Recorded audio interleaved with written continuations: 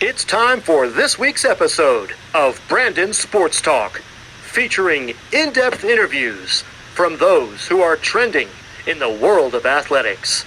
And now, here's the host of Brandon Sports Talk, Brandon Pate.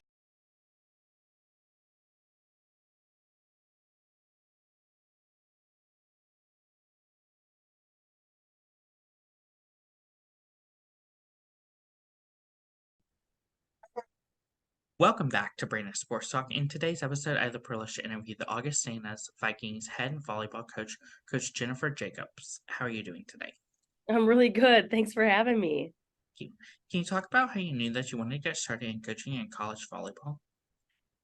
I actually didn't. It's a kind of a funny story. I played college volleyball, and then after I was done with that, I ended up coaching club, and volleyball's just always been around in my life. And I for some reason I kind of backed my way into a head volleyball job. Really, I wasn't out there seeking it. It kind of came into my lap, and it's been a blessing ever since. What was that experience like going to Minnesota State and playing collegiate volleyball? Loved my experience there. It was at the right time. So I was there from 2000 to 2003. And the Taylor Center, the really nice arena that's there, still to this day, we moved in there near the middle of my freshman season. So like it was super fun when I was being recruited to go there. Like that was what I got to see. I got to see like the building plans for the Taylor Center. And that was pretty much what sold me. I mean, I'm from the Twin Cities, so it was close to home, but far enough away. And the Taylor Center it was like, wow, you get to play in that arena. Like that was a pretty cool thing. What was that experience like getting to put on that uniform and representing the Minnesota State? It was great. I had a great college experience. It's been fun to now be back in the conference coaching, because it's a different light, different kind of competitiveness piece. But yeah, I had a great college experience at Mankato. What were some of your biggest accomplishments as a player there? I think when I got there as a freshman, we were just a young team. There was, I believe, 7 freshmen and 3 sophomores my freshman year, and I was one of the freshmen, and we were awful. We were absolutely horrible. And so I think just one of the biggest overall takeaways from my college time is like we went from being nobodies and nobody thought about us as a good program to being a good program. To my junior and senior year, we were making the regional. That was back in the NCC days, the North Central Conference days. So I think that was the biggest piece, was that just being able to grow the program when I was there. And all of the teammates, we have such a good bond, the alum there. Of course, what was that feeling like for you to get inducted into the Hall of Fame for the Mankato, Minnesota State? Yeah, that was awesome. It was a great honor. It was actually the same year that I got the job here at Augustana. So it was nice, just to kind of feel that love for Mankato and that I made an impact in some way, shape, or form. I think anytime, a person is bestowed that honor, like that's a big deal. And so I was humbled by it. I actually was on the road with Augustana. We were up at Bemidji playing that weekend, so I couldn't physically be there in person. So I sent my mom, and so she accepted the award for me, and she really deserves it. I was raised by a single mom, and she's the one who put in all the time and effort when I was in high school and school and college, and so it was nice to get to to have her get to accept the award for me, because she put in a lot of the work too, for me to have the life I do. So it was kind of special. What was that feeling like getting to return back to your alma mater to become the assistant coach? So right after I was done playing, I just stayed on. I hadn't finished my undergrad degree yet. And so I just stayed on as a student assistant, just kind of getting the ropes, what's happening. Wasn't really ready to say goodbye to volleyball or say goodbye to Mankato at that time. And so it just kind of worked out. It was just for a little season. And I was finishing up my undergrad degree anyway. So I just kind of stayed on and help kind of behind the scenes with the program. What was that transition like for you from going from being a player to now a coach and getting to coach your teammates that were your players? Yeah, so that year I think it was a good transition. My body physically was ready to be done playing. I was very tired. I just that collegiate athletics for 4 years straight. I mean, it puts a toll on your body. So I think that year for me to take a step back, or that season to take a step back, that would have been fall of '04. It was just nice to kind of breathe a little bit and see the game from a different light. I got to experience, how do you make a scouting report, not just looking at the scouting report and trying to memorize it. I learned a lot about video and recording, and that was back in the day when there was very minimal digital video recording options. And so it was like old school. So it was good for me to learn that too. How was that experience like getting to coach on the club level for the Northern Lights? Love my time at Lights. Loved it, loved it, loved it. I coached at Lights from 2005, I believe, spring, until 2016, before right when I took this job at Augustana. So I cannot even begin to talk about the amazing talent in the Northern Lights volleyball club gym. And I was very fortunate to coach some very high level athletes, a lot of which were played in the Power Five, and a few USA volleyball players as well. So I was just fortunate to be on some very good teams, to be able to coach some good players. The connections are awesome. The volleyball world's very small, and I feel like we're very close as coaches, former players, former athletes. We get to travel a lot. Northern Lights takes their teams to Italy, their 18 teams to Italy every year. So that was awesome. I just got to go to Italy. So things like that were fun.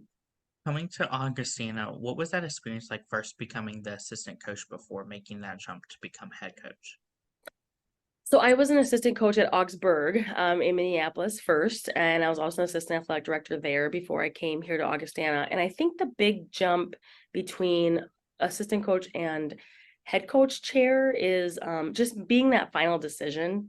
The relationship changes with your players a little bit in that, like, the head coach chair is just, you're the final decision on everything. And so while you try to have a democratic, like with our coaching staff here, we try to have a democratic decision-making process. We all make the decisions, but at the end of the day, like, my chair is the one that makes a final decision on anything, whatever it remains to be. So I think that's, when you're an assistant coach, it's a little bit more fun. You can have your cake and eat it too. When you're the head coach, you have to like bear down and like make some tough decisions. Sometimes that can be hard. Of course, what was that feeling like coming to Augustana and becoming the head coach? Yeah, I think it was just learning what a head coach does and how that changes how your mentality changes. I think there was a learning curve for sure. I moved to Sioux Falls from Minneapolis. I'd been in Minneapolis, St. Paul for all my life, except for when I was in college. And so I feel like it was just the move in general, uprooting your life into a different town, different city. And then I think just getting the lay of the land. Augustana has amazing coaches here, like really good coaches and really good programs, very successful. So I think that initial like, okay, we need to be good and we need to be good all the time. Like that kind of just absorbing that and trying to figure that out. That was a big piece of it, a big piece on my mind, I think, in the very beginning. And I'm a high achiever, and I know that our players are high achievers. Augustana athletes are high achievers. And so knowing that and how can we all put the pieces together to win, I think was a big just learning curve for me personally. What was that feeling like getting announced at the press conference that you will become the next head coach? It was awesome. We actually didn't have like a full-on press conference, but when it was announced, it was very cool. It was announced, so I got the job I said it started here in March of 2017, and I want to say in February it was announced. And it was just cool. I was actually on a Northern Lights recruiting trip, and a coaching trip, and I was recruiting for Augsburg at the time, the weekend that like the news came out, and so I was around a lot of volleyball people, a lot of college coaches, a lot of former people that I've either just come in contact with on the coaching side or recruiting side, or club directors and club coaches. And so it was just fun to have people just excited for me, really. What is that feeling like getting to step onto that volleyball court as a head coach? It's a blast. I mean, our team is a lot of fun. They want to win, they're competitive, and they just have high expectations for themselves. And so knowing that, it's very comforting to me as a head coach to walk onto the court with the team. Like they're going to take care of business as to what's in their control. And so I just appreciate that from a team standpoint. Our crowd is great here. Our home crowd at Augustana, it's amazing. And so hearing the noise, hearing the people all supporting the team, that's probably one of the best things. What is that home game atmosphere like? It's Yeah, it's great. We have my favorite story I'll tell you is that when I was my first year, I was sitting on the bench and there was like this group of kind of elderly people behind me, elderly folk, and I was like, oh, they must be. I didn't know the team fully. I didn't know everyone's family members, and I was like, oh, they must be like grandparents or something of the current players, right? And nope, turns out they were community members that had a tie to Augustana, and they always come to all the matches, and they still do to this day. So it was just like, oh, this is a family. It was a very nice, welcoming feeling. Of course, who are some of the teams that you compete against each week? Everyone's got their rivals. I would say we run into Wayne State. We run into everyone's always gunning for Concordia St. Paul. Duluth has a very strong program. Um, SMSU, we tend to compete against SMSU quite a bit. I would say those are like the four that come to mind, top of mind. It's always a gauntlet when we play USF, which is right down the street, just because physically our institutions are located really close together. So that's always gets big crowds and fun excitement, energizing levels of just fun in the gym. But yeah, I mean the NSIC conference in volleyball is by far top to bottom one of the strongest conferences in the nation, and so I think it's just a battle day in and day out. What is it like, obviously, having SMSU team come to home versus going away and playing them away? Yeah, I mean, I think going on the road anywhere in our conference is extremely difficult. It's hard. It is hard. It's hard. We like our travel trips when we go to we'll go to um we'll see UMD in Duluth and St. Cloud on the same weekend, and that's a hard weekend. And so I think just anytime you're on the road and not in your home environment, it takes a whole other mentality for the players to step up their game. Of course, what is that like, obviously, as you said, having teams where you might be on the road twice in 1 week? Yeah, it's tough. I mean, I'm not gonna lie, it is tough. We really focus on making sure that our players are prepared mentally and emotionally. We go through scouting reports, of course, whether we're home or away. We try to practice being away as well. So like in the preseason, we'll have two tournaments. We'll go here this year, we're going to Denver, a tournament in Denver and a tournament in Texas. And so we need to get that practice early on against tough teams away so that we know what that's like going into another environment, somebody else's gym, and trying to pick off some wins. Can you talk about, of course, the culture that you've started to build for the volleyball program? Yeah, I think if I could say our team culture, the team kind of came up with this, about 4 years ago. It's called the gold standard. And because Augustana University, AU, that's the chemical initials or letters for gold, right?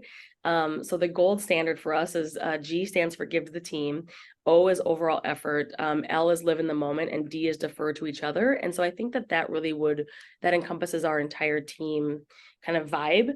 Of course, give to the team, like if you're not giving, you're taking. And so we talk about giving energy, emotionally, physically, mentally. Overall effort, that speaks for itself. Like we always go for balls, period. We don't judge if we can get a ball or not. We always chase down balls.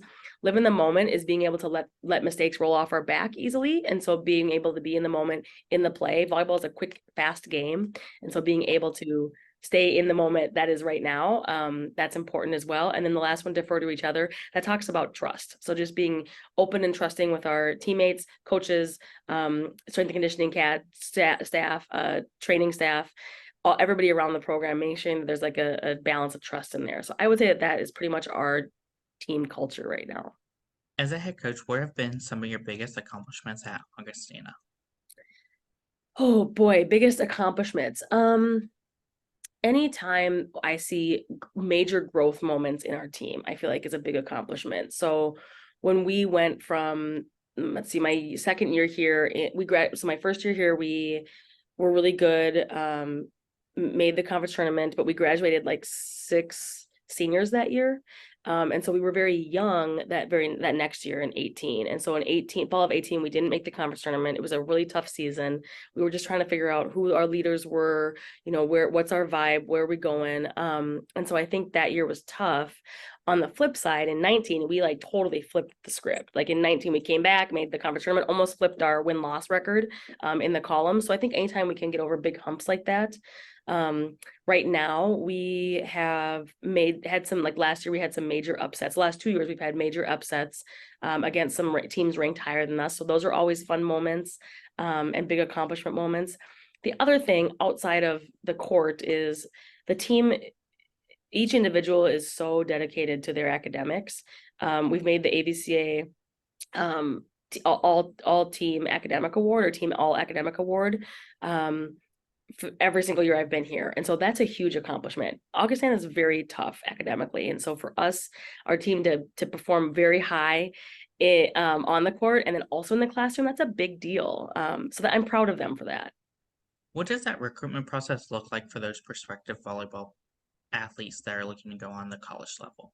Yeah, so timeline, for us being high level D2, we generally try to get sophomores, like start looking at people as freshmen, and eighth graders even a little bit, and then trying to get folks that we're looking at on our camps, on campus and in camps, usually summer of their freshman or sophomore year, trying to get offers out, usually then summer of sophomore year, or summer of usually sophomore year is when we're really trying to look at folks, and then hopefully get kids committed by their junior year, really. And so then senior year, they can relax and just breathe and they know they're coming here. We also do a very concerted effort to get our commitments very involved in the current team. So like right now we have a number of players committed for 24 and they're already in the team group me and messaging. And so they're staying connected via social media and texting and stuff with our current team members, which is part of building that culture early.